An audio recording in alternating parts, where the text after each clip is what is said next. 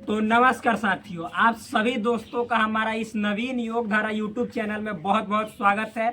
उम्मीद करते हैं कि आप जहां भी होंगे स्वस्थ होंगे, मस्त होंगे। और आज के जो सोसाइटी है, आज का जो समाज है, ये आपको अपने लक्ष्य को पाने से यदि रोक रहा है, आपको चूतिया बना रहा है, तो कभी आप चूतिया बनने का काम नहीं कीजिए।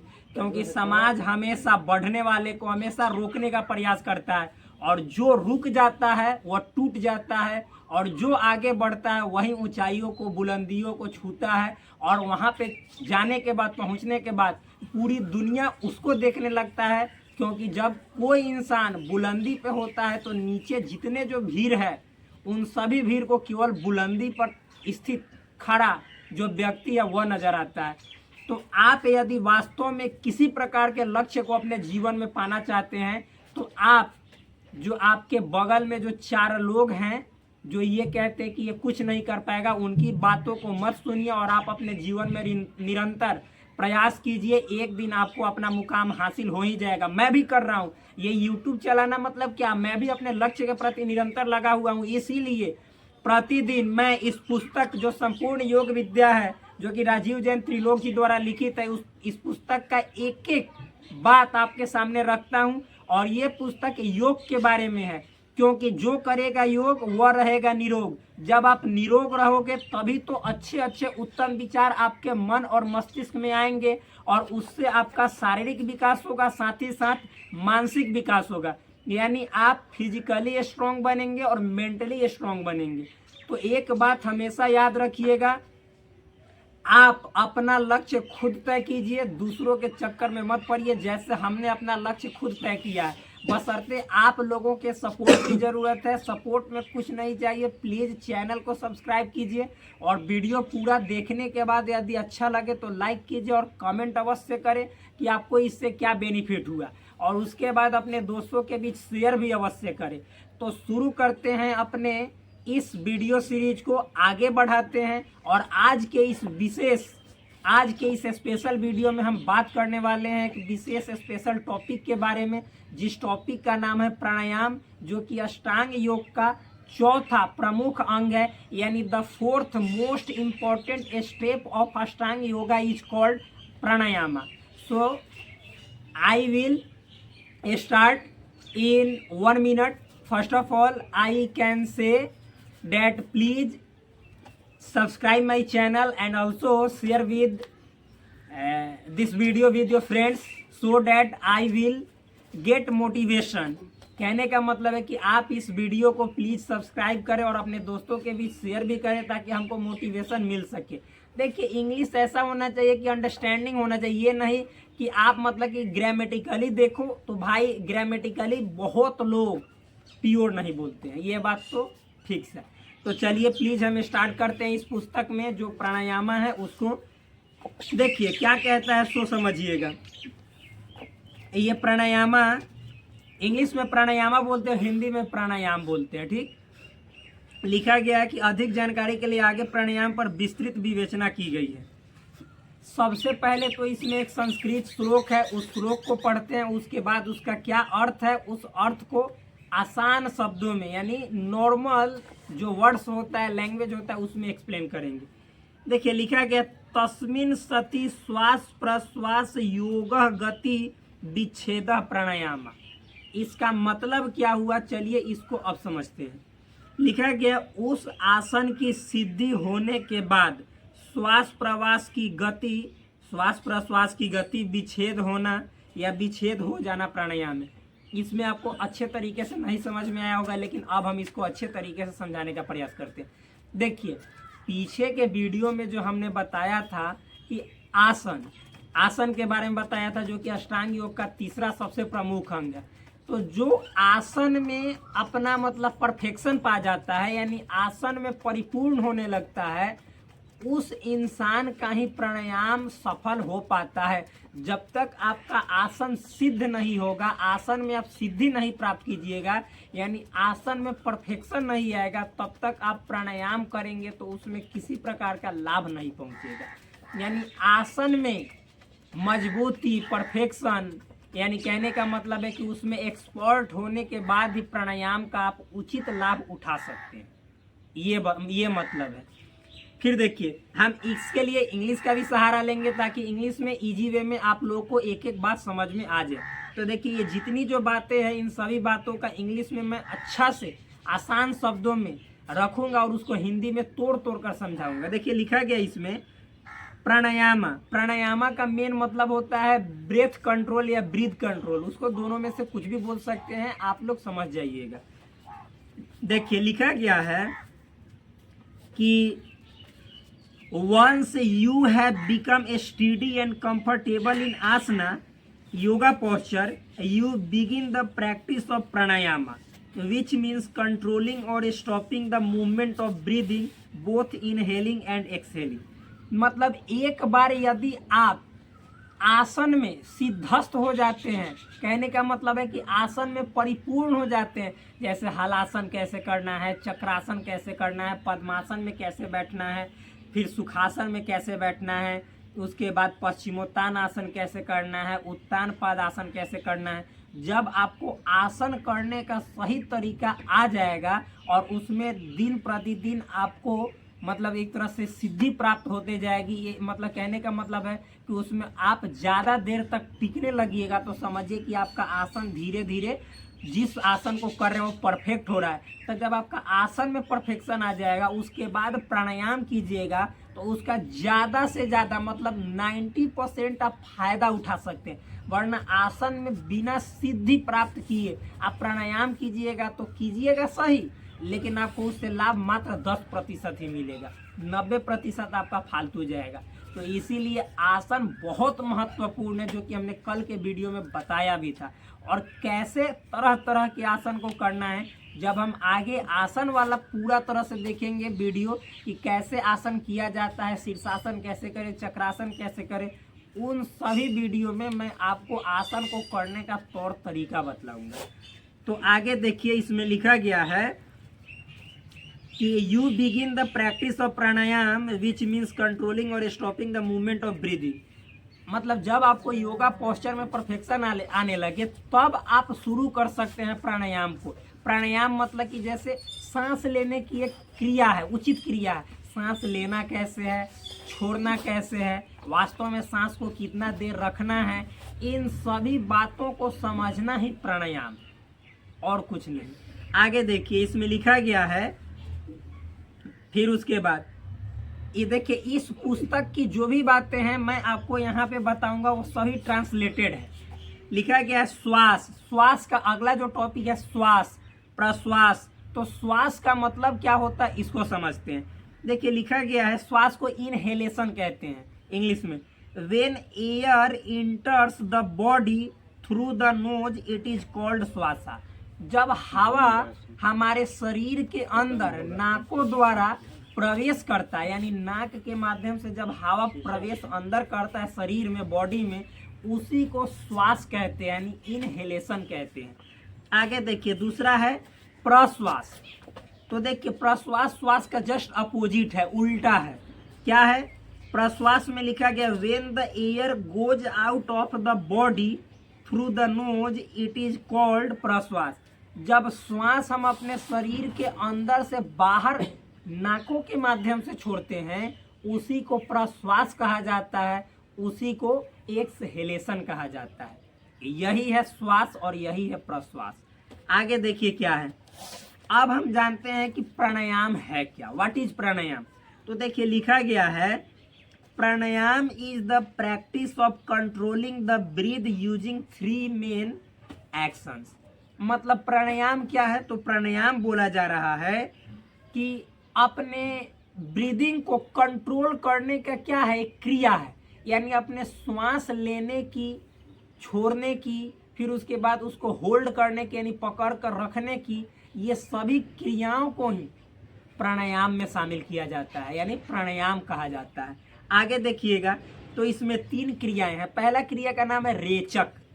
क्या होता है रेचक, इसको समझेंगे आसान भाषा में। रेचक को एक्सहेलिंग बोलते हैं, ब्रीदिंग द एयर आउट, मतलब अपने श्वास के माध्यम से हवा को बाहर निकालना रेचक कहलाती है। फिर होता है पूरक, जिसको इनहेलिंग कहते हैं, यानी ड्रॉविंग द एयर इन, बाहर से ना हवा को अपने अंदर नाक के माध्यम से खींचना ही इनहेलिंग या उसी को पूरक कहा जाता है। तीसरा है कुंभक। कुंभक का मतलब होता है होल्डिंग, यानी कितना देर तक आप रख सकते हैं। कहने का मतलब stopping the breath either after breathing in और आउट, मतलब कि आप एक बार श्वास ले लिए और लेने के बाद आप उस श्वास को फिर ना लीजिए, मतलब बाहर की हवा को ना लीजिए, और उस श्वास को अपने शरीर में कितना देर तक रोके रह सकते हैं, इसको कहा जाता है कुंभक। या जब आपने अपने शरीर से श्वास बाहर छोड़ दिया और फिर बिना श्वास लिए आप बाहर जब छोड़ दिए तो कितना देर तक अपने आप को बिना श्वास लिए फिर से होल्ड कर सकते हैं, यानी स्थिर रख सकते हैं, इसको भी कुंभक ही कहा जाता है। दोनों को, यानी एक बार श्वास लेकर अंदर कितना देर तक हम रह सकते हैं उसको भी कुंभक, और एक बार बाहर छोड़कर बिना श्वास लिए फिर कितना देर तक रह सकते हैं इसको भी कुंभक कहा जाता है। तो मुझे विश्वास है कि ये 3 बातें रेचक, पूरक और कुंभक आपको अच्छे तरीके से समझ में आया होगा। आगे देखिएगा, फिर इसमें है मेरे दोस्त, आगे देखिए क्या है, फिर लिखा हुआ है in this practice you stop the natural movement of breath both going out and coming in by using these 3 actions. मतलब इस तरह से ये जो तीनों क्रियाएं हमने बताई है कि एक बार श्वास अंदर लेना है और रोकना है, फिर जब आप जितना देर तक रोक सकते हैं रोकिए अपने क्षमता के अनुसार, जितना आपके अंदर पोटेंशियल है, फिर उसको मतलब बाहर छोड़िए और फिर बिना श्वास लिए आप अपने आप को कितना देर तक रख सकते हैं उतना देर तक रहिए। यही जो क्रियाएं हैं ये मतलब कि प्राणायाम में आती हैं, और बोला जा रहा है कि इससे मतलब क्या होता है, जैसे मतलब जो हम लोग नेचुरल ब्रीथ करते हैं तो उसमें मतलब कि देखिए ये फायदा क्या पहुंचाता है, तो प्राणायाम के अनंत फायदे हैं। सबसे पहले जब आप सांस लेने और छोड़ने की क्रिया में परिपूर्ण हो जाइएगा तो भाई आपकी जो आयु है वह दीर्घायु हो जाएगा, यानी सबसे पहले तो आपका उम्र बढ़ जाएगा, यानी लॉन्ग लाइफ आप अपना जीवन जी सकते हैं। कहने का मतलब है कि आपको कभी भी किसी प्रकार की समस्या ही उत्पन्न नहीं होगी, आपका जितना जो बॉडी का अंग है वह सही रूप से काम करेगा, यानी प्रॉपर वे में फंक्शन करेगा। आगे देखिए, फिर इसमें लिखा गया है, आगे समझिएगा,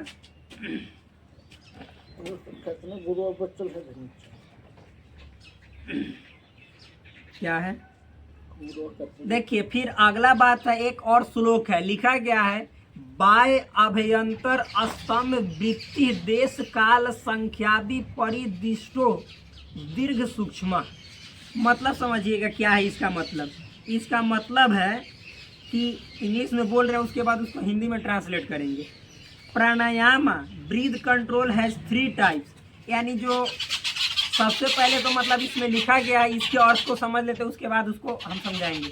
लिखा गया अर्थ की प्राणायाम बाह्य वृत्ति, अभ्यंतर वृत्ति और स्तंभ वृत्ति, ऐसे 3 प्रकार का होता है कि जिसको हमने अभी इंग्लिश में बताया था कि प्राणायाम हैज 3 टाइप्स, यानी प्राणायाम 3 तरह के होते हैं, 3 प्रकार के होते हैं। पहला जो है उसको कहते हैं बाह्य वृत्ति, यानी external.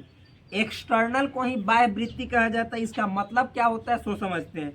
Breathing out and then pausing, मतलब सबसे पहले जैसे जो बाह्य वृत्ति है उसका मतलब क्या होता है, श्वास को बाहर छोड़ दीजिए और जितना देर तक आप होल्ड कर सकते हैं बिना श्वास लिए वह बाह्य वृत्ति है। बाह्य का मतलब बाहर। और फिर दूसरा जो होता है अभ्यंतर वृत्ति, तो श्वास को अंदर ले लीजिए और जितना देर तक आप उसे रख सकते हैं वही है अभ्यंतर वृत्ति, यानी इंटरनल ब्रीदिंग बोल सकते हैं। फिर उसके बाद एक है अगला स्तंभ वृत्ति प्राणायाम, जिसको बोला जाता है स्टिलनेस। स्टिलनेस कहने का मतलब है कि no breath at all for a while, breath is completely stop. मतलब कहने का है कि न तो आप सांस छोड़िए और न ही लीजिए, यानी पूरी तरह से शांत हो जाइए, यानी सांस को पूरी तरह से रोक दीजिए। तो जितना देर तक आप रोकिएगा वही आपका किस वृत्ति में, स्तंभ वृत्ति में शामिल होगा, यानी स्तंभ वृत्ति माना जाएगा। सिंपल में समझिए। बाह्य वृत्ति का मतलब है शरीर से, मतलब कि हम श्वास बाहर छोड़ दिए और फिर रोकने, जो जितना देर रुक रहे हैं वह बाह्य वृत्ति होता है। फिर उसके बाद जो अभ्यंतर वृत्ति वो क्या होता है, तो शरीर में एक बार श्वास ले ली और जितना देर तक रुक जाते हैं वह अभ्यंतर वृत्ति है। स्तंभ वृत्ति क्या होता है, तो न तो श्वास लेना है न ही छोड़ना है, बस सीधे मतलब कि बिना श्वास के जितना देर आप रुक सकते हैं वह स्तंभ मतलब खड़ा होना, तो वही जितना देर तक आप बिना श्वास लिए या छोड़े खड़ा रह सकते हैं, रुक सकते हैं, वही स्तंभ वृत्ति है, यही है स्टिलनेस। आगे देखिए फिर लिखा गया है when practised properly pranayama becomes दीर्घ लॉन्ग सूक्ष्म स्टेबल जेंटल और light, this happens when breath is carefully managed through. जब आप प्रतिदिन अच्छे तरीके से प्राणायाम का अभ्यास करते हैं तो धीरे धीरे उसमें आप परफेक्शन पाते जाते हैं, यानी उसमें आप दीर्घ होते जाते हैं, ज़्यादा देर तक रोकने लगते हैं, ज़्यादा देर तक आप रुकने लगते हैं, इसका मतलब ये है। फिर उसके बाद आगे देखिएगा मेरे दोस्त क्या है लिखा गया है आगे, इसमें है आपको स्तंभ वृत्ति प्राणायाम के बाद लिखा गया है देश परिदृष्ट, फिर काल परिदृष्ट, संख्या परिदृष्ट, इन सभी का क्या मायने होता है इसको समझते हैं। देखिए लिखा गया है देश परिदृष्ट में यानी प्लेस और डायरेक्शन क्या है, this means where the breath is moving और stopping, for example inhalation rechak air moves out through the nose, in inhalation purak air moves in deeply down to the base of the spine यानी Muladhara, in holding breath kumbhak breath is held still perhaps near the navel, nabhik chakra और नाभि चक्र और chest without any movement. मतलब समझिए ये जो देश परिदृष्ट का मतलब होता है यहाँ पे प्लेस की बात करें, जगह, कहने का मतलब है कि जो हम श्वास लेते हैं जो छोड़ते हैं जितना देर होल्ड करते हैं वो वास्तव में ये हमारे शरीर के अंदर कौन सा जगह होता है जहाँ पे ये सब क्रियाएं होती है, जहाँ पर ये सब घटनाएं घटित होती हैं। तो लिखा गया है यहाँ पे this means where the breath is moving और स्टॉपिंग, यानी वही बात है कि ये जो देश परिदृष्ट हमने बोला है तो इसका मतलब ही होता है कि जैसे किस जगह पे ये सब क्रियाएं श्वास लेने छोड़ने और रुकने का हो रहा है, यानी कहाँ प्लेस कहाँ है, वही बात इसमें बताया है कि जैसे this means where the breath is moving और स्टॉपिंग, यानी कहाँ पे आपका श्वास जो है सो कौन कौन जगह पे शरीर में घूम रहा है आपका श्वास, या फिर कौन कौन जगह पे आपका जो है रुक रहा है, यही है आपका देश परिदृष्ट। आगे देखिए in exhalation rechak air moves out through the nose, मतलब रेचक की क्रिया में जो हवा है वह नाक के माध्यम से यानी नाक वाला स्थान से होते हुए बाहर निकलता है, यानी इसमें नाक शामिल है। फिर जो इनहेलेशन वाला प्रोसेस है यानी जो हमने अभी बताया, इनहेलेशन का मतलब क्या होता है पूरक वाला, तो air moves in deeply down to the base of the spine, यानी इसमें जो होता है जो हमारा एयर होता है जो हवा होता है वह स्पाइन में, स्पाइन तो आप लोग समझते ही हैं जिसको इसको हमको स्पाइनल कॉर्ड बोला जाता है, इसको स्पाइनल कॉर्ड, ठीक। तो इस स्पाइन में यानी चारों तरफ जो है सो हवा जब हम श्वास लेते हैं तो पूरा तरह से मूवमेंट होता है, गति करता है इसी स्पाइन में, और गति करते हुए शरीर के सभी भागों तक पहुंचता है, जहां जरूरत है उसको पहुंचता है। तो ये जगह की बात करता है। फिर आगे देखिए इन होल्डिंग ब्रेथ, जब हम कुंभक की क्रिया करते हैं यानी श्वास को रोके रहते हैं, breath is held still perhaps near the navel, तो उस समय जो हमारा मतलब कि श्वास है जो हवा है वह नाभि के पास जाकर गति करता है, वहाँ पे रुका रहता है। जब हम कुंभक यानी श्वास ना तो लेते हैं, जैसे एक बार हमने श्वास ले लिया मान लीजिए और रोक लिया, तो ये जो हवा है जाकर नाभि के पास एक्टिव हो जाता है, यानी कुंभक में जब हम करते हैं कुंभक की क्रिया हवा को रोकते हैं, मतलब जब श्वास एक बार छोड़ देते हैं और फिर हवा नहीं लेते, श्वास नहीं लेते उस समय, और फिर उसके बाद एक बार श्वास ले लेते हैं और फिर मतलब कि जैसे उसको छोड़ते नहीं रोके रहते हैं, तो वो जो एयर होता है वह नाभि के पास जाकर अपना क्रिया करता है, एक्टिव होता है। आगे देखिए वही है फिर मतलब कि दूसरा इसमें काल परिदृष्ट क्या होता है इसको समझते हैं। लिखा गया this means how long each breath action is done, for example इसका मतलब होता है कितने समय के लिए हर एक प्रकार का एक्शन करते हैं, चाहे तो श्वास करते हैं या प्रश्वास करते हैं या फिर कुंभक करते हैं, यानी आप जितना देर तक कोई भी क्रिया, श्वास मतलब कहने का मतलब है कि श्वास लेना, मतलब सपोज आपने 1 सेकंड के लिए श्वास लिया तो जितना सेकंड के लिए लिया वह काल है, टाइम है, वही है यहाँ पे। तो मतलब श्वास कितना लेते हैं, कितना देर में आप छोड़ते हैं, जैसे अंदर से, तो ये मतलब प्रश्वास का भी टाइमिंग होगा ना कि 1 सेकंड छोड़े श्वास या 2 सेकंड छोड़े, और कितना देर तक आप अपने शरीर के अंदर रख सकते हैं, ये सभी टाइमिंग का मतलब ही है काल परिदृष्ट। यानी कहने का मतलब है this means how long each breath action is done, यानी कितना समय तक जो भी आप एक्शन कर रहे हैं, चाहे श्वास लेने का, छोड़ने का या रोकने का, वह कितना देर तक कर रहे हैं, यही है काल परिदृष्ट। इसमें देखिए क्या है, एक्सहेलिंग स्लोली फॉर 2 सेकेंड्स, मतलब कि आप श्वास को जब छोड़ते हैं तो 2 सेकेंड के लिए स्लोली छोड़िए, फिर इनहेलिंग इन 1 सेकेंड, और 1 सेकेंड में आप श्वास ले लीजिए, फिर उसके बाद holding the breath for 4 seconds, और बिना फिर श्वास लिए आप 4 सेकेंड तक रुकिए, और जब आप छोड़ देते हैं उसके बाद भी 4 सेकेंड मत लीजिए, और उसके बाद 5वां सेकेंड में आप श्वास लीजिए। यही काल परिदृष्ट के अंतर्गत आता है। आगे देखिए, the breath is control with exact timing, और मतलब उसके बाद जो आपका श्वास है वो पूरा जब एग्जैक्ट टाइमिंग के अंतर्गत मतलब सेट हो जाएगा, बहुत ज़्यादा लाभ मिलेगा, बहुत ज़्यादा फायदा मिलेगा, बहुत ज़्यादा इसके बेनिफिट है। आगे फिर है मेरे भाई संख्या परिदृष्ट, इसमें क्या हम जानेंगे, this means how many rounds you do, मतलब ऐसा जो क्रिया है श्वास लेने का, छोड़ने का, कितना बार आप करते हैं, ये है। देखिए इसमें बोला गया for example in your mind you में काउंट, और आप अपने मतलब कि जैसे माइंड के अंदर इसको काउंट कर सकते हैं, दिमाग के अंदर।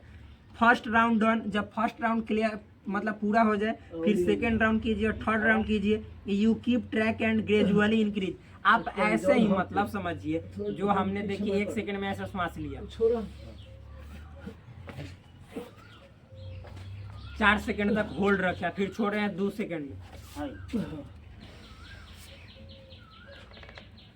मतलब जितना देर हम ऐसे कर रहे हैं, तो इस प्रोसेस को, ये एक हुआ, कितना बार हम दोहरा रहे हैं, इसको बोला जाता है संख्या परिदृष्ट।